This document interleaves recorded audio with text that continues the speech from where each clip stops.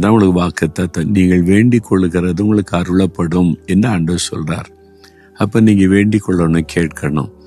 என்ன வேண்டிக் கொள்ளணும் அப்படின்னா, இந்த யாபேசுடைய வேண்டுதல் இந்த வசனத்துல சொல்லப்படுகிறது. யாபேஸ் இஸ்ரவேலின் தேவனை நோக்கி, தேவரீர் என்னை ஆசீர்வதித்து என் எல்லையை பெரிதாக்கி உமது கரம் என்னோடு இருந்து தீங்கு என்னை துக்கப்படுத்தாதபடிக்கு என்னை விலக்கி காத்தருளும், அந்த தீங்குக்கு விலக்கி என்னை காத்தருளும் என்று வேண்டிக் கொண்டான்.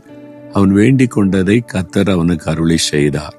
தேவனை நோக்கி, நீங்க மனிதர்களை நோக்கி பார்க்க கூடாது.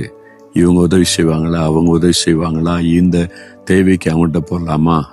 உடைய கண்கள் பரலோகத்தை இங்கே நான் திரும்பணும்.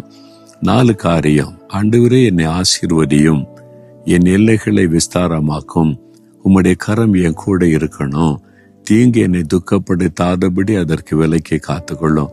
அழகான ஜெபம்ல தினந்தோறும் இந்த ஜெபத்தை செய்யுங்க. ஆண்டவரே என்னை ஆசீர்வதியும். இன்றைக்கு உங்களுக்கு ஒரு ஆசீர்வாதம் தேவை.